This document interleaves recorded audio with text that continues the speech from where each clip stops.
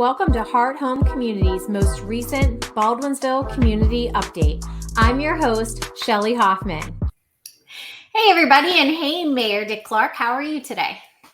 Fine. As fine as the sunshine on the new fallen leaves. Oh, my goodness. I've been walking around Beeville since we tried to do this 4 hours ago, and it is beautiful out there. Well, it's great. Sure. We're going to take a ride in a little while to a place over in Cicero called Carmelita's. Oh. And they do gluten-free. The whole menu is. So we're going to get fish and some shrimp tacos and stuff. So we're going to get out and see the sunshine and stuff. Looking forward to it. Nice. So Beeville is insanely busy tomorrow. So I'm sure we're going to cover a lot of it. But what do you have for us? Well, I have the fact that there's window painting in the morning, which I guess you had previously had to have signed up for this, but it's still kind of cool to drive through the village and see the kids painting all the window. And for me and my family and friends, this is a tradition that's been on for years. So it's kind of really nostalgic, and look forward to seeing what it looks like. Tomorrow also is the Oktoberfest Beeville, raising money for a language learning opportunity type thing, and it's a passport system. $10 for a passport. You go on to oktoberfestbeeville.com, and that's Oktoberfest with a K. Yeah. And you can get which places to go. $10 for a passport, goes from noon to 8 o'clock, and it's just like the Margarita Fest or the pub crawl for the Big Chill, and you go place to place and get your things stamped. They either have a drink that's Oktoberfest linked, or some food that you might get at an Oktoberfest, and then at the end of the night you throw your passport in, and there's some prizes, I guess, which is kind of cool. It's a nice way to raise some money and get people out and moving about. And it looks like the weather's supposed to be like 70 degrees tomorrow. Now you can't get the passports online anymore, but you can go to WT Brews, and they're going to have some. So that's what Ben had told me. And now the chamber has their trick-or-treating tomorrow from 11 to 1:30. I guess the different businesses, do they have some sort of a sign in the window or something that says they have the trick-or-treating, or you just... Now that you've said that, guess who? I'm participating through HHC and 315, but I don't have one. So now you got me questioning. I mean, we're going to be outside with candy. I'm pretty sure the kids are going to take it. Yeah. But I'm wondering if I'm missing my sign. I'm going to have to look into that. But you're right. Every year there's this window sign that goes, and that tells the kids who's participating. But honestly, we do stand on the sidewalk. I'm going to have the cow and the chicken at my place again, apparently. Handing out candy. So there you go. And I would guess that businesses that sell things, you're not a retail, but if somebody was trying to sell something, they would like you to come inside and see what they have. But nonetheless, some of them will probably be on the sidewalk just like you are. Kids, wear your costumes so that you look trick-or-treaty. And then later in the day at Community Wesleyan Church is the trunk or treat, which they park cars with their trunks facing in the middle of the parking lot. Kids come in with their costumes on and go to each vehicle, and then different surprise. A lot of them are decorated up really sharp. The Methodist Church is having it this Saturday too. So there's so many opportunities for trick-or-treating in the village this Saturday. And then the Orange and Olive is having a spook festival at Lysander Park. Yeah. From 3 to 9, $2 a person. They're going to have a haunted house, face painting, trick-or-treating, a movie. So it sounds like you can go over there and spend 3 or 4 hours and have a great time. So if you can't find something to do tomorrow, you're not trying too hard. I don't even know. I have so many things to do, Mayor. I don't even know where I'm going to be, when I'm going to be there. But I plan on doing it all. So we'll see how it works out. Except window paint. Nobody wants me painting their windows. But I will appreciate the artists that will be painting the windows for sure. And most of the stuff is... $2 is, the $10 one is more, that's an adult price, but the rest of the things, $2 for the Orange and Olive Festival. The rest of the stuff is just show up. Right. And then October 31st is trick-or-treating in the village from 6 to 8. We generally tell people, if people don't have their porch light on, don't knock on their door. It's, they might be older. They may not appreciate Halloween. So go where the lights are on. A lot of people decorate with, Christmas type lights for Halloween, orange and black, and so on. And please, please, please be careful driving down streets that don't have sidewalks. And even where they do have sidewalks, kids are excited. They're going to dart into traffic. It's dark. There's leaves on the ground. The leaves are wet and slippery. If you try to stop, you might not be able to stop as quick as you thought you could. Just be thinking that kids might do something crazy in front of you, and go a little slower.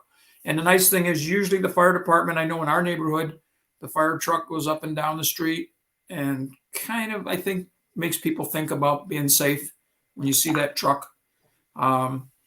We did have a couple things. Let me think. A couple things this past week, a week ago, actually, the ribbon cutting at the playground at Community Park.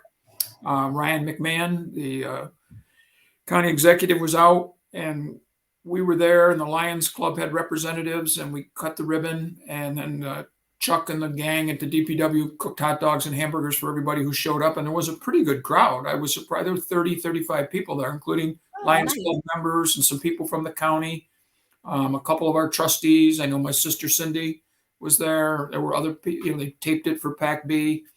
It was, again, a beautiful day. I had short sleeves on, and it was nice. Again, the partnership, the county has been so good. And now I guess they're going to have another round of Main Street grants.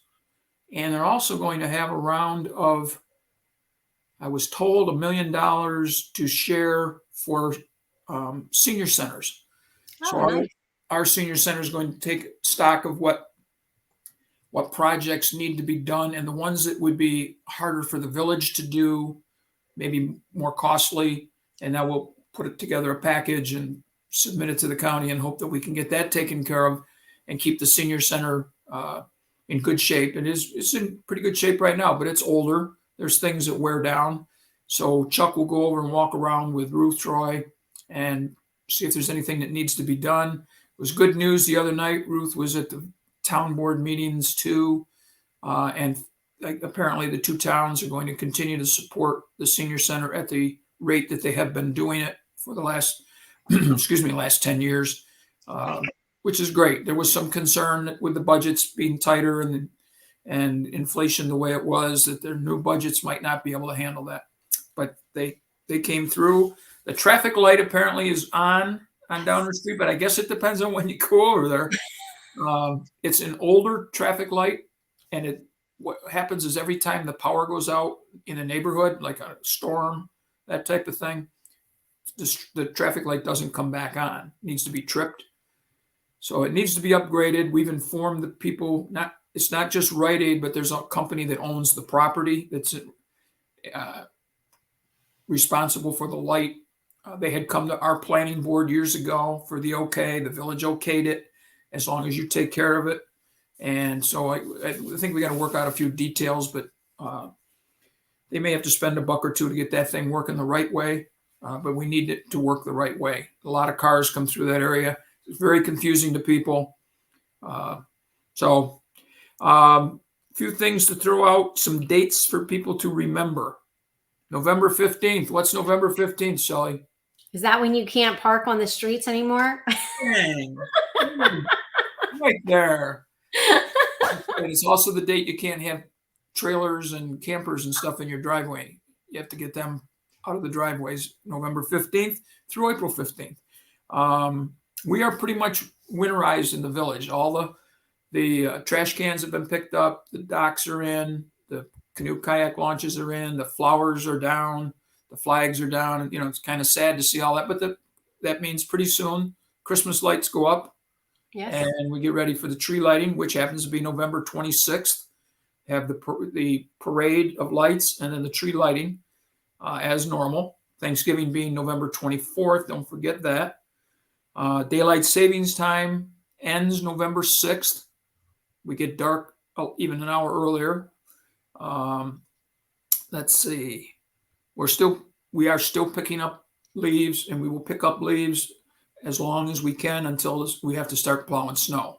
So if you have leaves in your yard, best to get them to the road sooner than later, because if it's later, sometimes we get those early snowfalls and then we're not picking up leaves, and you're stuck in the spring. There's still some leaves there. So don't forget elections, November 8th. A lot of statewide elections, particularly, and some county stuff. We did get a very nice thank you letter from the Lions Club for the joint participation in that playground event. Didn't want to forget to mention that. I'm going to be doing the State of the Village address type of thing with the Rotary Wednesday. So if you're on the lunch, I'll see you there. Let's see. Oh, you probably saw people picking water chestnuts out of the river during the summer. You know how bad they get. Oh, yeah. The final count, 2.294 million pounds of water chestnuts were dragged out of the river all the way up into Cross Lake, and that part of Cross Lake where if you're going west on the canal, that you would run into these. Nice thing is the county paid for the removal, and a lot of the farmers said, yeah, go ahead, dump them on our land, and we'll just plow them under, and it'll be like fertilizer. So that's a big project that gets done every year. Thankfully to Mark Berger and his crew, because it causes a lot of problems for boats. You get them wrapped around your propeller, and you're going to have a headache. Yeah. I did want to mention that the senior center, which people are probably pretty aware is operating normally, they have a big deal coming up. They don't actually have it, but they're the conduit you have to go through. If you would like meals, if you're a senior or if you're disabled type individual, and you'd like a Thanksgiving meal delivered to your house on Thanksgiving Day by the rescue mission, call the senior center and put your name on the list. You must do it by November 4th. They need a list ahead of time. And the same thing for Christmas, with the deadline being December 2nd. So call the senior center, say, I live alone, I like Thanksgiving and Christmas meals. They put you down on the list with your address, and it's a nice meal. We did it last year because with us being alone, there was a thought that Linda might not have the energy to cook a turkey dinner. Turned out we did have a small turkey, but I had that turkey dinner on Thanksgiving Day that got delivered. It was very good, and it was nice. They still have home test kits for COVID. Not too many of them, though, so if you need them, get over there. Big doings for seniors on Halloween on the 31st. If you're a senior and you're sitting around and you love Halloween, get over there, wear a costume or just a mask. They're going to have Halloween type refreshments or autumn refreshments, which tells me some cider, things like that. But some sort of a costume would be nice. They're going to have music from John Vona starting at 11, lunch at noon, which will be chicken riggies, and call the center to make a reservation by October 28th. So I have gray hair now. Do I qualify for the senior center, or is it an age thing? I won't tell anybody. I won't tell anybody. You know, but you might be able to sneak in, walk with a limp, you know, with a cane, and you might pass. I make it. Chicken riggy sounds good. That's all I'm saying. Yeah, I'm saying that sounds pretty darn good. The last thing from the senior center is HEAP, the Home Energy Assistance Program. Call Nancy Sullivan at the center after November 1st to get help with your application. That's for low-income people to get help paying their heat bill. And this year, it's supposed to be up. Gas is supposed to be up 30%, electric up about 15%. So whichever way you heat your place, you'll need help. And probably a lot more people asking for help this year. So I would get signed up early and make sure that they don't run out of spots before, you know, the cold weather comes.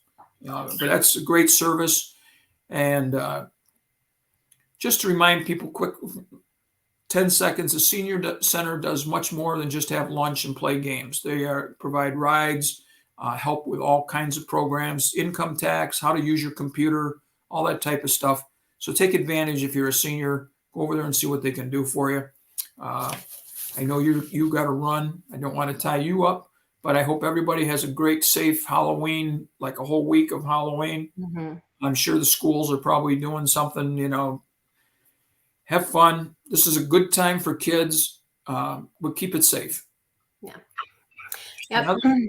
You stay We're out of gonna see. trouble this weekend. I will stay out of trouble this weekend. I'll be handing candy here, and I'll be handing candy out over at one of the churches. My problem is not eating the candy while I'm handing out the candy. You and me both. So that's going to be my issue, sir. So My wife always comes in on Christmas night when I'm, or yeah, Halloween night when we have the chute that we throw the candy down, and she'll go, there's a couple empty wrappers in here. They didn't come that way, I don't think. I hear you. Hey. So, all right. Well, thanks for bearing with me today. I don't know what our technical issues were, but hopefully some people hopped on with us that normally catch us around 10 or 11. So. And I also got my antenna hooked up to an extra TV, so I've got channel 9, so I can watch the SU game tomorrow. And it was really pretty simple. For $30, I got an antenna from Walmart. Just hook it up to one of the TVs we don't use much. And so it's all set. Nothing else is going to be on that TV until noon tomorrow. Orange. Sounds perfect. All right, Mayor, enjoy your day. Okay, Shelley. Bye-bye.